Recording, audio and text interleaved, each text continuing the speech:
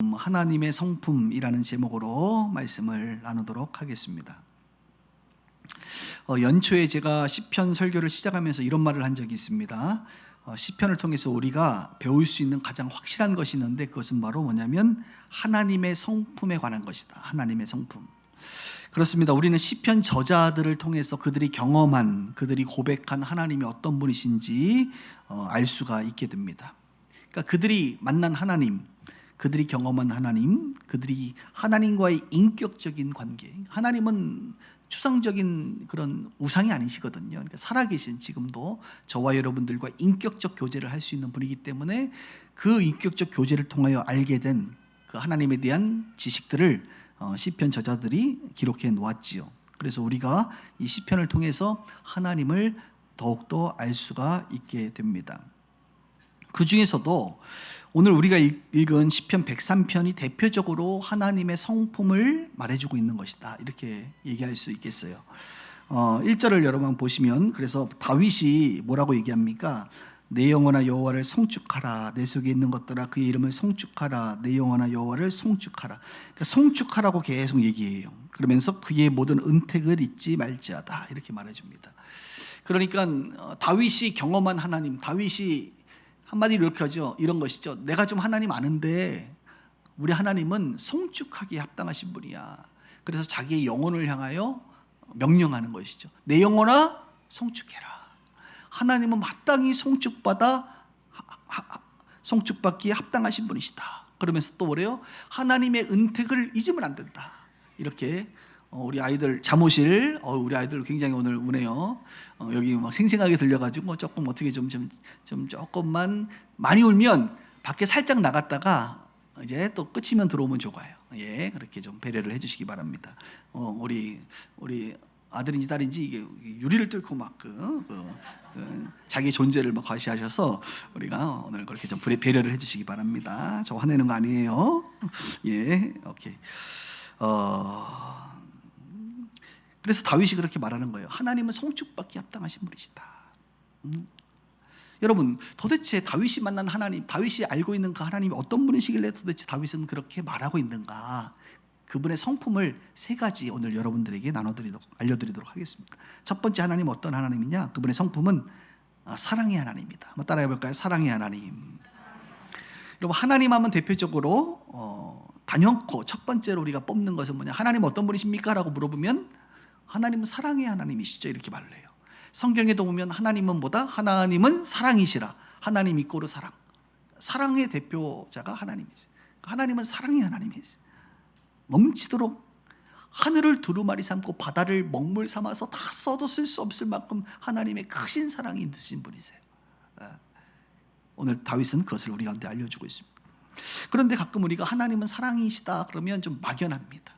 사람들이 이것을 잘 몰라요. 왠지 아세요? 사랑이라는 것을 굉장히 주관적으로 생각하기 때문에 그래요. 내가 경험한 사랑만 사랑이라고 생각하잖아요. 그러니까 여러분들이 지금까지 자라오면서 사랑을 경험을 이렇게 했을 때 이게 사랑이구나라고 여러분들이 정의되어 있다 이것입니다. 특별히 부모로부터 이렇게 사랑을 받잖아요 우리가. 그런데 부모로부터 온전한 하나님의 사랑 같은 사랑을 못 받으면 우리가 왜곡된 사랑을 경험해요. 그래서 하나님의 사랑하면 별로 원치 않아. 아버지 어머니 사랑 원치 않는 것처럼 하나님 사랑 원치 않아. 하나님에 대해서 왜곡된 사랑관을 가지고 있는 것이죠. 그런 분들은 좀 이제 내적 치유가 좀 필요합니다. 여러분들의 부모님의 사랑과 하나님의 사랑은 달라요. 인간의 사랑은 불완전한 사랑이지만 하나님의 사랑은 완전한 사랑이거든요. 그래서 하나님의 사랑을 우리가 객관적으로 알고 배워나가야 되는 것이죠. 그런데도 불구하고 하나님은 사랑이시다 그러면 좀 막연합니다. 그래서 오늘 제가 조금 더 풀어드릴게요. 한마디로 말하면 사랑을 구체적으로 말하면 두 가지 요소를 포함하고 있는데 인자와 긍휼이 있다. 인자하시다라는 말 알죠? 인자라는 말은 헤세드라는 말이에요. 한마디로 하나님이 우리를 사랑하는데 고아처럼 내버려 두지 않고 전혀 관계없는 이웃집 누구 아들내미를 생각하는 것이 아니라 하나님은 우리를 사랑하시되 언약된 내 자식처럼 사랑하세요. 특별한 사랑이죠. 그게 인자입니다. 인자하심. 또 하나가 뭐냐면 긍휼이에요. 긍휼. 하나님은 우리를 바라보실 때 어떻게 바라보시냐? 긍휼히 바라보세요. 성경에 부모가 자식을 바라볼 때 긍휼히 바라보듯이.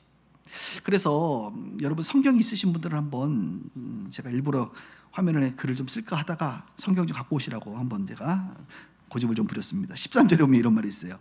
아버지가 자식을 긍휼히 여김같이, 아버지가 자식을 긍휼히 여김같이 여호와께서는 자기를 경외하는 자를 긍휼히 여기시나니 이는 그가 우리의 체질을 아시며 우리가 단지 먼지뿐임을 기억하심이로다. 어디서 들어본 거 아니에요? 아까 전에 천 목사님이 교동문 처음 예배 시작하면서 읽었던 말씀이 마침 오늘 또 103편을 읽으셨어. 우리가 짠 거 아닙니다. 각자 이렇게 읽었는데 오늘 보니까 오늘 본문하고 똑같더라고요. 그래서 좀 사실 이렇게 좀 피해 주셔야 되는데 사실 그죠? 그래야 설교가 더 빛날 텐데. 그런데 오늘 여러분들을 위하여 하나님께서 강력하게 두 번 메시지를 주시는 것 같아요. 여기 보면 뭐라고 말합니까? 하나님은 긍휼이 있대. 긍휼. 긍휼이라는 것은 우리의 체질을 아신다 이거예요. 우리의 체질을 알아서 우리를 불쌍히 여기신대. 긍휼히 여기신대. 부모가 자식의 체질을 알아요, 몰라요? 알잖아요. 저는 여러분 자식 체질 몰라요. 근데 여러분은 부모는 자녀의 체질을 안단 말이에요. 그래서 그 체질을 아는 부모가 그 체질이 좀 연약해서 우리 아이가 좀 연약해. 자꾸 넘어져. 실수해. 뭐 잘해보려고 하는데 잘 안 돼. 그러면 어떤 생각이 들어요? 막 혼내고 싶어요, 여러분? 제3자면 혼내고 제3자면 쟤 왜 저래 이렇게 말하겠지만 부모는 그 아이를 알기 때문에 이 아이가 지금 이 정도 하는 것도 대단히 잘하는 거야. 대단히 수고하고 있는 거야. 부모가 자식의 체질을 알기 때문에 어떻게 해요? 혼내지 않고 안쓰럽게 생각한단 말이에요. 안쓰럽게. 불쌍히 여긴단 말이에요. 이게 하나님께서 우리를 사랑하실 때, 우리를 바라보실 때 그런 거예요. 하나님 우리를 너무 잘 알기 때문에 여러분들 자꾸 넘어지거든요. 쓰러지거든요. 여러분들이 말씀대로 잘 살아보려고 하는데 잘 안 되거든. 예? 남들 같으면 손가락질 하겠지. 예수 믿는 사람이 저 정도밖에 못 사냐고. 그런데 하나님은 아니란 말이에요. 왜? 부모가 자식을 보듯이 이 아이가 그동안 살아왔던 환경과 육신의 이 옷을 입고 여전히 죄 가운데 살아가고 이 죄성이 있는 인간의 몸으로 오랫동안 길들여져 왔기 때문에 하나님의 자녀가 되었지만 여전히 저렇게 연약하게 살아가고 있는 것을 보면서 하나님은 안타까워하신단 말이죠. 이것이 다른 거예요. 그리고 10절부터도 보면 이런 말이 있습니다. 한번 들어보세요. 우리의 죄를 따라 우리를 처벌하지 아니하시고. 죄를 보면 처벌해야 되는데 남이면 처벌하겠지만 하나님은 죄를 따라 우리를 처벌하지 아니하시고 우리의 죄악을 따라 우리에게 그대로 갚지 아니하셨으니 이는 하늘이 땅에서 높은 같이 그를 경외하는 자에게 그의 인자하심이 크시다. 동해에서 서가 먼 것 같이 우리의 죄가를 우리에게서 멀리 옮기시길 원하신다. 이런 말이 있어요. 그러니까 우리의 죄를 하나님은 그대로 갚지 않는다는 거예요. 멀리 옮기신다는 겁니다. 왜? 인자하시기 때문에. 사랑으로. 자녀들이 그 죄악, 연약함 그대로 처벌하지 않는다는 거예요. 여러분 자녀들이 실수하고 넘어지고 죄를 지면 바로 뭐 경찰서 끌고 갑니까? 그럼 경찰서 가봤어요? 난 가봤는데. 이거 얘기하면 또 옛날 얘기인데 갑자기. 오늘 일부 때 안 한 건데 보너스로 해드릴게요. 보너스. 옛날에 저희 어렸을 때는 뭐가 있었냐면 자동차 와이퍼 있어요. 와이퍼 그걸 빼면 뭐가 만들어진 줄 아세요? 만능 열쇠. 야 우리 라떼 분들 계시는구나. 만능 열쇠 만들어졌어요. 요즘 젊은 친구들 깜짝 놀랄 거예요. 그걸로 만능 열쇠가 되냐고. 만능 열쇠. 그 와이퍼 해가지고 만능 열쇠 만들어서 하도 그게 유행이어가지고 제가 광희식품 둘째 아들, 구멍가게 아들, 둘째 아들이었잖아. 우리 집 앞에가 도로였거든. 차가 서 있는 거야. 유혹을 이기지 못하고 없는 것 같아가지고 와이퍼를 딱 빼고 있는데 갑자기 뒤에서 누가 누구겠어요? 차주인 너구나. 그동안 내 와이퍼 빼간 놈이 억울했습니다. 그럼 우리 부모님 어떻게 해야 돼요? 변호를 해줘야 될 거 아니에요. 이 아이는 그런 아이가 아닙니다. 근데 아이도 상처가 있는가? 지금 갑자기 이 설교하면서 생각나는 거 보니까 긍정적으로 얘를 경찰서로 보내세요. 그래가지고 경찰서 갔잖아 내가. 이건 갑자기 억울하네. 이거 부모인지 이거는 남인지 내가 이제 혼내주려고. 그래서 이제 결국은 빼나왔는데 이제 부모님 빼나와서 하여튼 전문용어로 뒤지게 맞았네 아주 버릇을 고쳐 처음부터. 한 번 했는데 한 번에 걸렸어. 얼마나 다행인지 몰라. 그런데 여러분, 우리가 연약하고 죄를 짓고 이런 것들을 볼 때 하나님은 어떠냐? 어떻게? 안다니까. 그러니까 여러분들이 자꾸 이렇게 죄를 짓고 넘어지잖아요. 그러면 하나님이 너희 놈 감옥 가자, 너희 놈 처벌하자 이러지 않아요. 여러분이 여러분의 자녀들을 볼 때 인자로, 자비로 품어주고 싶잖아요.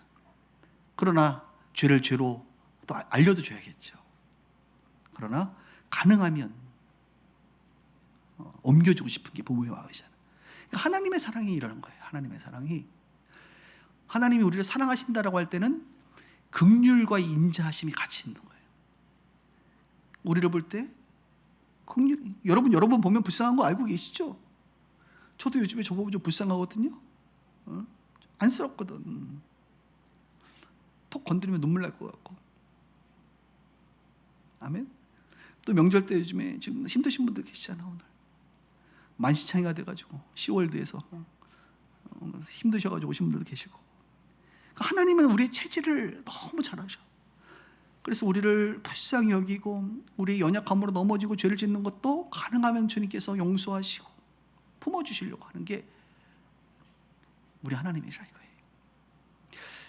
이거예요. 올해 들어서 그 성령의 나타나심이라는 노래가 만들었잖아요. 여러분, 그거는 이제 외부에 있는 노래가 아니라 우리 천 목사님과 장 목사님의 그 훌륭한 작사와 훌륭한 작곡가가 만들어진 아주 대단한 곡이잖아요. 지금 전혀 모르시는 거. 이번에 We Love 친구들이 이렇게 지금 작업해가지고 이제 조만간 싱글 앨범으로 발매가 될 겁니다. 이제 한국교회 새로운 성령의 바람이, 할렐루야. 이렇게 말하면서도 웃기자. 이제 그렇게 이제 될 건데 1년에 한 곡씩을 이제 작정하고 만들기로 했는데 올해 두 번째 곡이 나왔잖아요. 노래의 제목은 언약입니다. 언약. 작사, 장창영, 작곡, 청강수, 할렐루야. 이제 작업해서 내년에 나오겠지 이거는, 그죠? 근데 거기 가사가 참, 나 별거 다 하죠 여러분. 작사도 해요 요즘에. 근데 브릿지에 이런 내용이 있어요. 브릿지.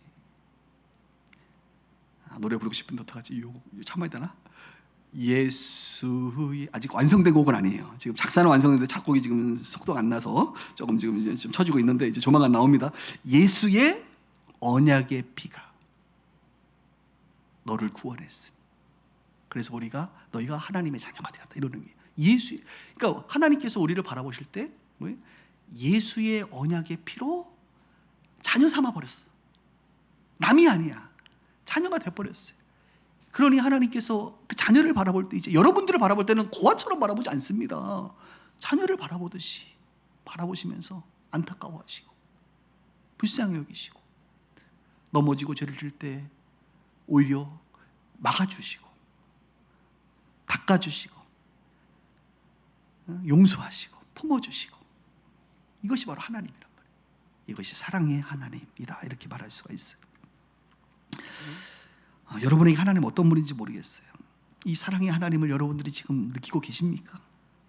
알고 계세요?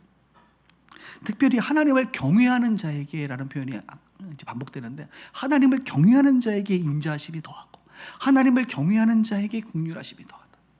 그래서 하나님을 경외한다는 것의 반대는 뭐냐면 하나님을 만홀히 여긴다는 거예요. 만홀히. 그 내용의 그 핵심은 뭐냐면, 우리가 연약하긴 한데 죄를 지어도 하나님을 의식하고 있느냐. 여러분, 하나님 경외하세요? 좀 두렵기도 하세요? 좀? 자꾸 이상한 데로 가고 이상한 짓 하면 여러분 좀 하나님 두려워요? 그죠? 이게 정상이란 말이죠. 하나님을 두려워요. 내가 이러면 안 되는데, 내가 하나님 자녀인데, 하나님 나에게 베풀어 주신 이 은혜가 너무 큰데 내가 이렇게 살면 안 되는데 라고 하나님을 의식하며 하나님을 경외하며 살아가는 자에게 주님의 인자와 긍휼이 더 풍성한 거예요.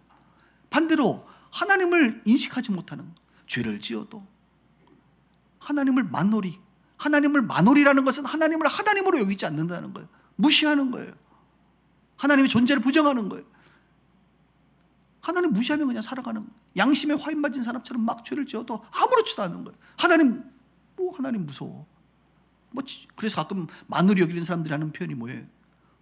지옥에 가려면 가지, 지옥이 가버리지 이런 아주 그 입에도 담기 어려운 무서운 말들을 하면서도 그게 무슨 의미인지도 모르고, 그러니까 여러분들이, 저와 여러분들이 인생을 살아가면서 넘어지고 연약할 때에, 특별히 죄를 지을 때, 죄 가운데 거할 때, 여러분들 하나님을 의식하고 있느냐? 하나님을 경외하는 자에게는 그 인자와 긍휼이 더 풍성하다는 거예요. 그런 하나님의 사랑 경험할 수 있기를 주님의 이름으로 축복합니다. 두 번째는 뭐냐면, 하나님은 사랑의 하나님일 뿐만 아니라 공의로우신 하나님이다. 공의의 하나님. 참 이 부분도 할 말이 많은데, 사람들이 공의의 하나님 하면 뭐라고 생각하는지 아세요? 무서운 재판관 이렇게 생각해요. 그것이 틀린 것은 아니지만 그 내용은 절반도 안 돼요, 여러분. 공의의 하나님이라는 뜻이 뭐예요? 공의, 공자가 무슨 단어예요? 공평할 공자예요. 공평할. 하나님은 공평하시다. 의가 뭡니까? 바를 의, 의로울 의라는 단어니까. 하나님은 공의의 하나님이다라는 말은 하나님은 공평하시고 의로우신 분이다. 하나님은 공평하시고 바르신 분이다. 그러니까 하나님은 인간을 대할 때, 우리를 대할 때 공평하게 바르게 대한다. 완전하시기 때문에, 실수가 없으신 분이기 때문에 그분은 항상 바르게 공평하게 대한다 이것입니다.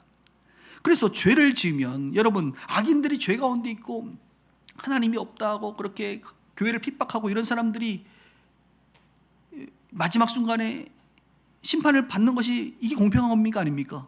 공평하죠.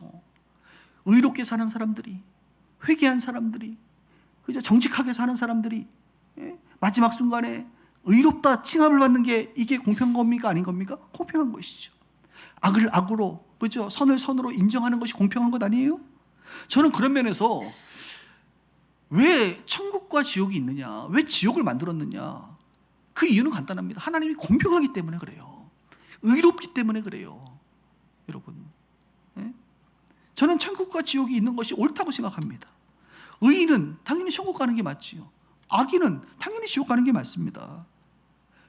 악인이 천국에 가 있는 거 여러분 좋겠어요? 여기서도 지금 악인들하고 사는 것도 힘든데 천국까지 갔는데 그 악한 인간들이 거기도 와 있어 봐. 그건 좀 이상하잖아, 좀 뭐가. 마치 이런 것이죠. 가끔 TV를 보면 우리가 흉악한 범죄를 저지른 사람들이 있어요. 그럼 우리가 분노해야 안 해요? 분노하잖아요. 그런 사람들에게 벌을 줘야 됩니까 아닙니까? 벌을 줘야지. 그죠? 흉악한 범죄를, 그죠? 뭐 얼굴도 벗어라 그래. 그러면서 사람들이 저 사람에 대해서 어떻게 해요? 의로운 재판관이 심판해 주기를 원하지요, 제대로. 악을 악으로 정확히 판단해 주기를 원하는 것입니다. 반대로 선을 행하는 사람, 착한 사람, 어떤 사건 사고 가운데 자기의 몸을 희생해서 의인이라 불리는 사람들은 어떻게 받아야 되는 거예요? 칭찬과 상을 받는 게 마땅한 거 아니에요? 그게 공평한 거 아닙니까? 그게 정의로운 사회 아니에요? 죄를 심판하고 의로운 자를 칭찬하는 게 정의로운 것이잖아요. 또 하나는 뭐냐면, 잘 보세요. 죄인에게 재판관은 두려움의 존재지만, 그죠? 두렵죠. 그러나 억울한 자에게 재판관은 어떤 사람입니까? 두려운 존재입니까? 아니에요. 억울한 자에게 재판관은 위로자고 희망이고 소망이고 구원자예요. 우리가 너무 자꾸 죄인에게만 하나님이 공의롭다, 그러니까 죄인은 심판받으니까 하나님 무서워, 여기만 생각하는 거예요. 아니요. 억울한 자가 많습니다, 세상에. 의인이 많습니다. 이런 사람들에게 하나님은 위로자예요. 구원자예요. 그분이 공평하게 정의롭게 재판해 주시기 때문에 위로가 되는 거예요. 제 말이 이해가 되는지 모르겠어요. 한번 6절을 한번 보죠. 6절에 보니까 이런 말이 있죠. 3절부터 다시 한번 읽을게요. 3절부터. 내가 내 모든 죄악을 사하시며 모든 병을 고치시며 내 생명을 파멸해서 속량하시고 인자와 긍휼로 관을 씌우시며, 아까 첫 번째 인자와 긍휼을 얘기했죠. 그다음 좋은 것으로 내 소원을 만족하게 하사 내 청춘을 독수리같이 새롭게 하시는도다. 그러면서 6절에 뭐래요? 여호와께서 공의로운 일을 행하시며, 그래서 억압당하는 모든 자들을 위하여 심판하신다. 억압당하는 자들을 위하여 악인을 심판하면 이것은 좋은 거죠. 억압당하는 자를 위하여 재판관이 좀 심판해 주셔야 되는 거 아닙니까? 그게 공평한 거 아니에요? 그래야 억압당하는 자들이 위로를 받고 소망을 가지고 살아가죠. 하나님 그런 분이라 이거예요. 우리 예수님이 2000년 전에 돌아가셨잖아요. 여러분, 우리 예수님이요, 우리 하나님이 얼마나 공평한지 한번 보세요. 죄 용서의 기회는요 모든 사람에게 열려있다니까. 그렇잖아요. 2000년 전에 죽은 그 십자가의 대속의 사건은 어느 특정한 사람에게만 열려 있는 게 아니에요. 기회가 주어지지 않아요. 만민에게 기회가 주셨어요. 만민에게. 만민. 돈이 많은 사람이나 적은 사람이나 뭐 돈을 내야 구원받는 게 아니에요, 여러분.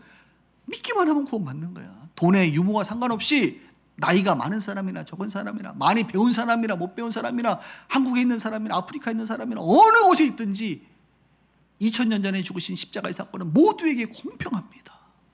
얼마나 정의로워요. 얼마나 공의로워요. 세상에 이렇게 공평한 게 있을까요? 저는 없다고 봐요. 예수의 십자가 사건만이 가장 공평한 거예요.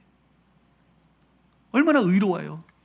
예수님이 만인을 위하여 십자가에 죽으시고 이것을 믿기만 하면 된다는데, 이 사실을 믿는 자들에게 구원을 주시는 주의 은혜 얼마나 공평하십니까? 이보다 공평할 수는 없다. 이보다 공평할 수는 없다. 아유, 목사님, 그러면 갑자기 그런 생각 드는데 2000년 전에 죽은 사람들 어떻게 되죠?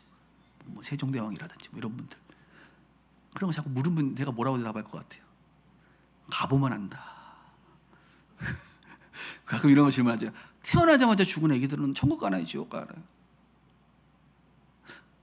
부모 잘못 만나가지고 낙태한 아이들은 천국 가나요, 지옥 가나요? 그럼 제가 대답해 드릴게요. 나는 모른다. 죽음은 천국 가보면 안다. 그런데 여러분 잘 보세요. 하나님은 선하십니까? 아멘. 하나님은 의로우십니까? 아멘. 하나님은 바르십니까? 아멘. 우리가 그 하나님 알잖아요.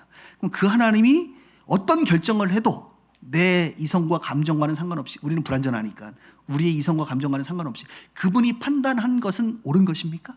아멘. 그 하나님을 우리는 신뢰하는 거예요. 그래서 신학자들도 고민이 많아요. 2000년 전에 죽은 사람들은 복음을 못 들었는데 이 사람들 어떻게 되는 것이지? 그때 이 하나님이 주신 복음이 뭐예요? 일반 은총이라고 하는 자연, 우주, 만물, 인간의 양심을 통하여 하나님께서 그들을 판단하실 것이다.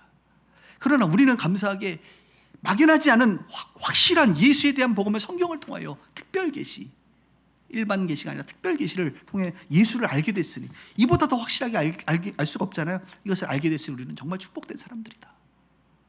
마치 이렇게 좋은 시대에 태어난 여러분들 축복된 사람들이잖아요, 그죠? 예전에 우리 한 50년 전에 6.25 때 태어났어 봐요. 얼마나 힘들어요. 그건 뭐 우리가 선택할 수 있는 게 아니니까. 다행히 저와 여러분들은 성경이 주어진 이 시대에 태어났다는 것이 얼마나 복된지 몰라요. 예, 오늘 우리 아이들 사랑합니다. 축복합니다. 계속적으로. 예. 세 번째, 하나님은 사랑의 하나님이고 공의의 하나님이에요. 저는 그래서 공의의 하나님 너무 좋아요. 상도 그래야 정확히 주실 거 아니에요. 나 열심히 이 땅에서 수고했는데 갔는데 나 잘 모르겠는데 이러면 곤란하잖아요. 근데 너무나도 완전하시고 공의롭게 판단하시는 분이니까 우리가 천국 갔을 때 행위대로, 행한 대로 보상하신다 이겁니다. 마지막은 제가 제일 좋아하는 표현인데 한번 따라해 볼까요? 은혜의 하나님. 우리 하나님 어떤 분이시냐? 은혜를 베풀기를 원하세요. 다시 본문을 한번 볼게요. 3절에 그가 내 모든 죄악을 사하시며 모든 병을 고치시며. 하나님은 모든 병, 인간이 붙일 수 있는 모든 병, 암, 위장병, 노안, 손목 아픈 거, 모든 병을 다 고칠 수 있는 분이 하나님이세요. 우리가 잘 경험을 못해서 그렇지, 또 경험을 다 필요는 없습니다만 그렇게 아시면 돼요. 하나님은 모든, 그래서 예수님은 이 하나님이시니까, 인간의 몸을 입고 오신 하나님이니까 모든 병을 다 고치신 거예요, 예수님이. 그 다음에 5절도 보세요. 좋은 것으로 내 소원을 만족하게 하사 내 청춘을 독수리같이 새롭게 하시는도다. 저는 이 표현이 좋아요. 청춘을 독수리같이 새롭게 한다. 요즘 청춘들을 보면 나 정말 화나. 청춘은 독수리 같아야 될 거 아니야. 독수리처럼. 여러분 독수리 봤습니까? 저는 제 손에 몽골 가면요, 이렇게 장갑 하나 끼우고 독수리 딱 서요. 독수리가 갑자기 얘들이 이제 10,000원을, 한국도 10,000원 줘야 된단 말이야. 얘들 다 이게 알아요. 얘들도 먹고 살기 위해서 다 독수리들이 딱 10,000원 주면 얘들이 10,000원 줬구나, 색깔이 파랗네, 이러면 얘들이 날개를 쫙 펴. 그래서 독수리가 손 위에서 날개를 쫙 피면 저보다 큽니다.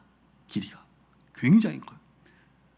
그리고 훅 하면 애들이 후루룩 갔다가 이제 발에 이제 묶여 있어. 갔다가 와 다시 이렇게 끝이야. 그냥 10,000원이야. 사진 한번 찍는 거지 뭐. 자, 날개를 펴라 그러면 얘들 딱 보면 알아. 내가 이제 또 해야 되는구나. 그래서 한번 쫙 펴줘요. 다 여러분 이 친구들이 다 훈련이 잘 된 친구들이에요. 근데 저는 청춘은 뭐예요? 청춘은 독수리 같아야 되잖아. 근데 요즘 청춘들 보면 내가 보니까 독수리가 아니라 닭들 같아. 닭병 걸린 닭들. 청춘이여 일어나라. 독수리처럼. 할렐루야. 여러분 독수리처럼 일어나시기 바랍니다. 멀리 나시고 맨날 닭처럼 맨날 뭐 앞에만 꺽꺽꺽꺽꺽 이러지 마시고. 그러니까 청춘이 독수리같이 새롭게 하신대요 우리 하나님이.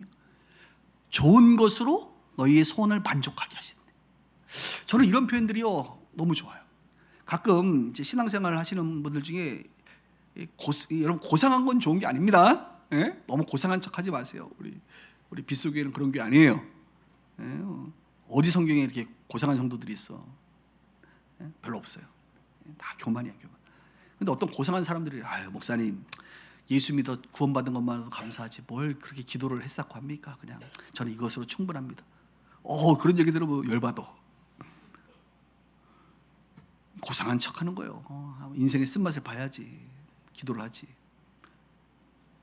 좋은 것을 주신대잖아. 아유 저는 뭐 좋은 거 필요 없습니다. 뭐 예수 믿고 구원받았고 뭐 충분합니다. 열받아.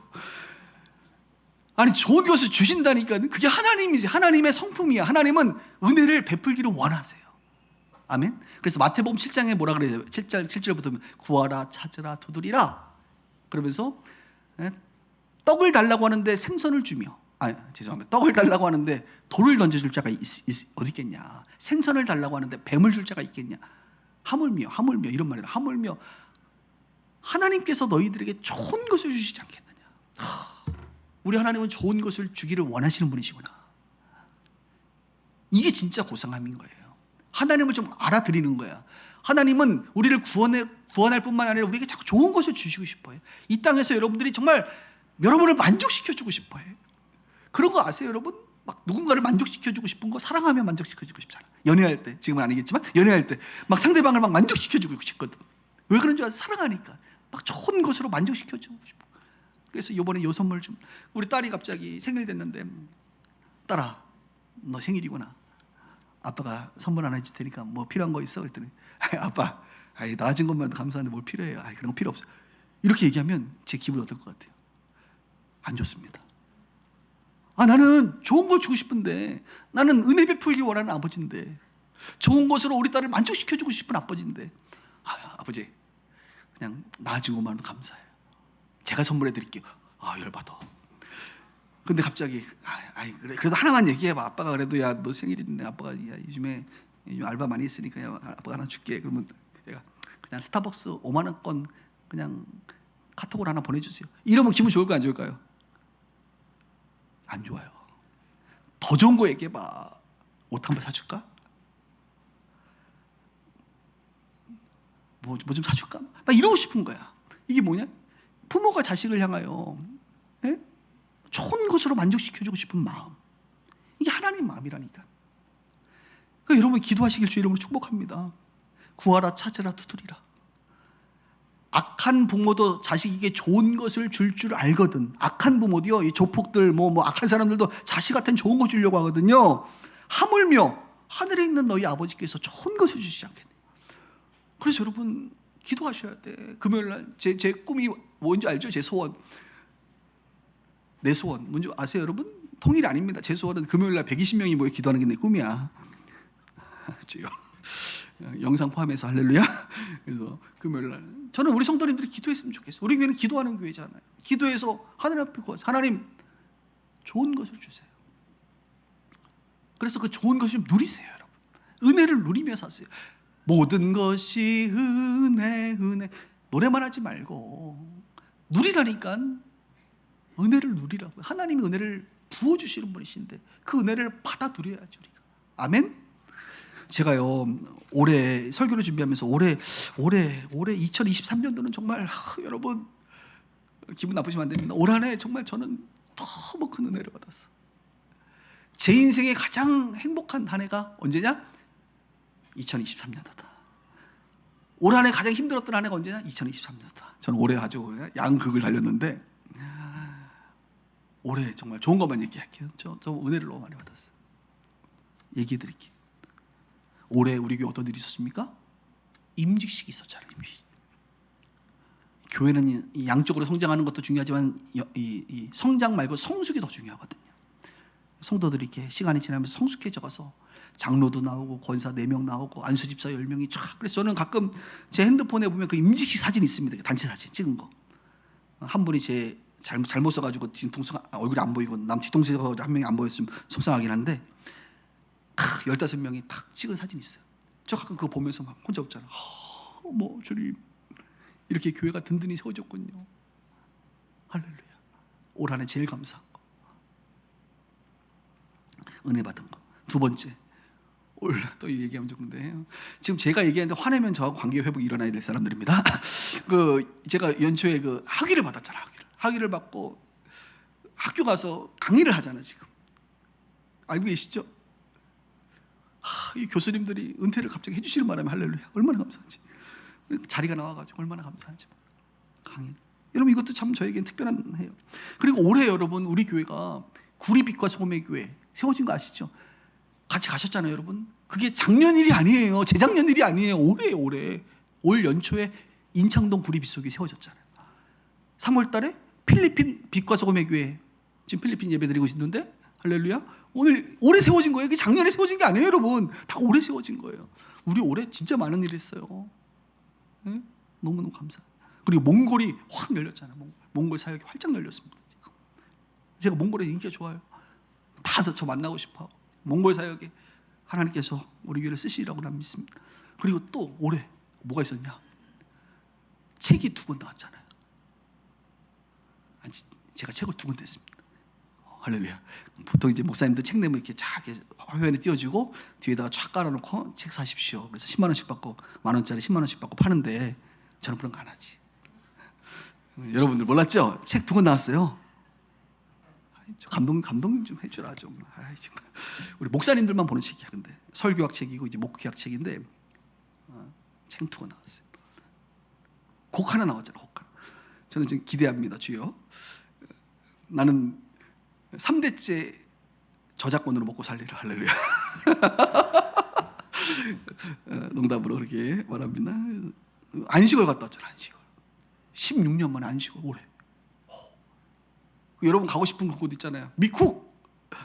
저 미쿡 갔다 왔어요, 여러분. 와, 화납니까? 이러면 안 되는데. 미국 갔다 하나님 보내주셨잖아요. 너무 감사하지. 그리고 뭐 국민일보부터 시작해서 언론 보도들이 계속 나왔잖아요. 지금도 언론 보도들 많이 연락 오는데 이제 안 한다고 제가 다 거절하고 있는데 진짜 올해 보니까 그동안 누렸던 내가 누려왔던 모든 일들, 내가 걸어왔던 모든 길들 이런 거 생각해보면 올해가 정말 내 인생에 이런 날이 있을까? 내년 기대돼요. 너무 많은 것을 하나님이 은혜 베푸셨어요. 은혜 베푸셨어요. 저만 그럴까요? 아니에요. 여러분들이 은혜를 은혜로 알아차리는 게 중요하다니까요.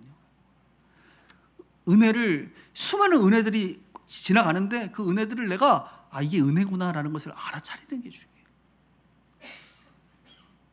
하나님은 은혜를 베풀어 주길 원하세요. 은혜 받길 주 이름으로 축복합니다. 좋은 것으로 여러분 만족하기를 원하세요. 정말 하나님 가끔 이렇게 뭐 대단한 기도 안 했는데도 정말 좋은 것으로 주세요. 저는 우리 교회 성도님들 보면서 기도응답 받은 이야기 들으면 어쩌면 저 자리에 저 사람을 보냈을까? 어쩌면 저 집을 하나님이 주셨을까? 어떻게 저 직업을 줬을까? 어떻게 저런 아이를 하나님이 낳게 했을까? 뭐 이런 생각 많이 해요. 좋은 것을 주시고자 하시는 분이시구나. 우리 하나님은. 우리 아버지는 그런 분이세요. 말씀을 정리합니다. 8절을 한번 같이 읽을게요. 8절 시작. 여호와는 긍휼이 많으시고 은혜로우시고 노하기를 더디하시고 인자하심. 오늘 설교에 다 나왔죠. 긍휼이 많으시고 은혜로우시고 그죠? 노하기를 더디하시는 그 인자하신 분이시고 더 나아가 공의로우신 하나님이 바로 우리 하나님이시다. 이런 하나님을 여러분들이 오늘 들었으니까 머리로만 아는 것이 아니라 경험할 수 있기를 주의 이름으로 축복합니다. 사랑의 하나님, 공의의 하나님, 은혜의 하나님을 누리며 살아가는 우리 모두가 되기를 주의 이름으로 축원합니다.